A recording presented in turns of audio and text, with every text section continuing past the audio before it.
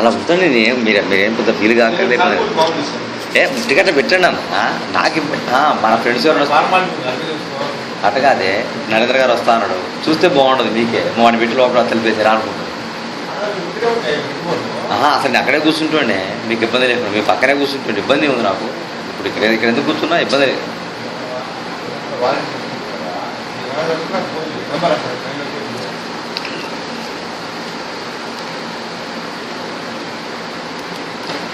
అట్లా కాదు. FIR paper ఎవరు నెంబర్ చెప్పాను. కరెక్టే, నాకు ఇవ్వాలి ఎఫ్ఐఆర్. సరే, నెంబర్ ఎంత?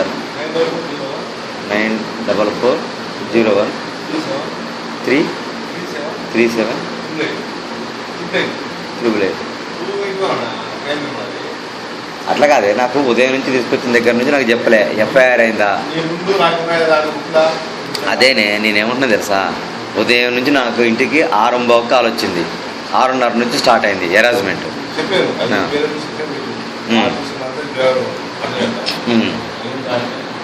అట్లా కాదే, 6:30 నుంచి నాకు హెరాస్మెంట్ స్టార్ట్ చేసేది. నాకు ఎఫ్ఐఆర్ అనే విషయం ఎప్పుడు చెప్పారు? 3ంటికి అయిందన్నారు, 4ంటికి అయిందన్నారు. ఎఫ్ఐఆర్ నెంబర్ చెప్తే నేనే వస్తాగా. మీ ఫోన్ లిఫ్ట్ చేయకుండా లేదా? అట్లా కాదు. ఇప్పుడు కూడా ఇప్పుడు నేనేం తప్పు చేసినా నాకు చెప్పకుండా మీరు నన్ను ఇట్లా లోడ పెట్టడం అంటే ఏమన్నా బాగుందా? అట్లా నేను పారిపోతాను ఏమన్నా? నేను హ్యాపీగా ఇక్కడ కూర్చొని ఉన్నా.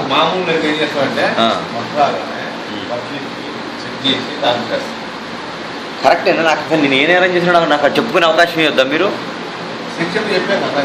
సెక్షన్లు ఎవరికి చెప్పారన్నా? సెక్షన్లు చెప్తే మాలాంటి ఏమవుతుంది? నాకు ఎఫ్ఐఆర్ కాపీ ఇవ్వండి సార్ అంటే ఇవ్వకపోతుంది. అంటే అసలు నేను నేరం చేసానో లేదా కూడా విచారించరా ఇంకా? అంటే అవతల కేసు పెట్టగానే అయిపోద్దనే. నేను నేరం చేశానని అంటున్నారు మీరు. మీ అభియోగం నేర్పుతున్నారు. అరే కాదే, ఇప్పుడు నన్ను సపోర్ట్ సరేనే, మరి మీ ఇష్టం. ఇక రూమ్లో పెట్టి ఉంచడం అన్నది కరెక్ట్ అనుకుంటే అట్లే ఉంచండి. నేనేమంటలే.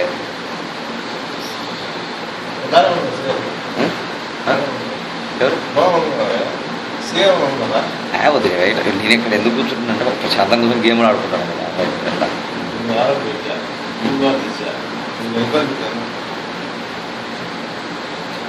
అట్లా కదన్నా, నాకు విషయం చెప్పకుండా నన్ను విచారించడానికి తీసుకొచ్చేసేసి ఉదయం 6 నుంచి మొదలుపెట్టి ఇప్పుడు దాకా నాకు నా మీద ఏ కేసు ఉండదు. అరే ఎఫ్ఐఆర్ అయిందన్న కాదట్లే. ఎఫ్ఐఆర్ అయితే తప్పే ఉంది. నేను దొంగను కాదు కదా. ఒకటి కేసు పెట్టిన అయింది. ఏ కేసు కూడా నాకు చెప్పరానే. సర్లే, ఇప్పుడు ఉదయం 6 గంటల నుంచి స్టార్ట్ చేశారన్న.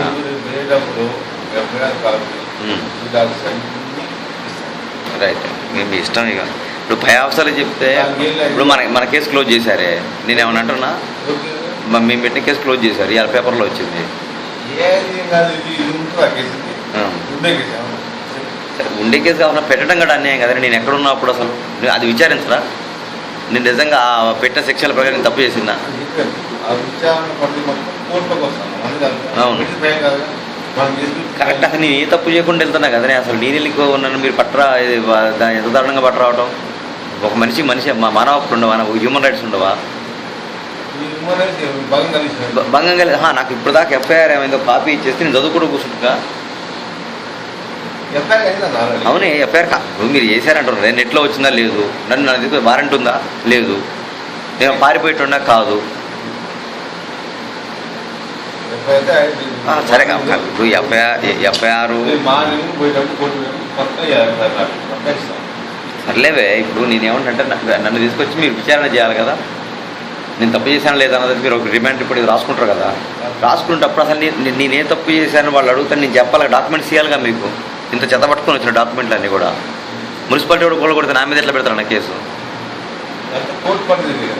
కరెక్టేనే. మీరు ఎఫ్ఐఆర్ చేసినప్పుడు మీరు విచారించాలి కదా. నిన్న ఎఫ్ఐఆర్ ఇప్పుడు మధ్యాహ్నం ఎఫ్ఐఆర్ చేశారంటే నన్ను పట్టుకొని రమ్మని చెప్పేశారట. నన్ను 6ంటికి నా దగ్గరికి వచ్చి ఎట్లా కూర్చుంటారు ఉదయం పూట?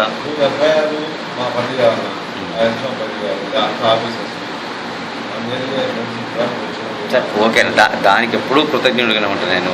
ఇప్పుడు నువ్వు చుట్టలేదనో అదేంటి కాదు. కానీ నేనేంటంటే మరీ నన్ను ఎట్లా కూర్చోబెట్టానంటే నేను ఇప్పుడు పారిపోతానే టైంలో కూర్చోబెట్టాను. నాకు ఎంత అవసరం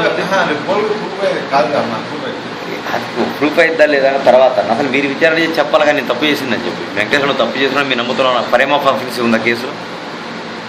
ఎఫ్ఐఆర్ చేసేటప్పుడు నన్ను పిలిపించేటప్పటికి ఈ కేసులో జరిగింది అనే ఒక నిర్ధారణ ఉందా? అసలు మీరు ఆ ఎఫ్ఐఆర్ కాపిస్తే నేను ఇప్పుడే చెప్తాను సార్ ఇట్లా ఉందండి అది సరే మీరు గోయింగానండి అంటాను నేను వాళ్ళకి ఎదురు మాట్లాడాలా సర్లే అన్న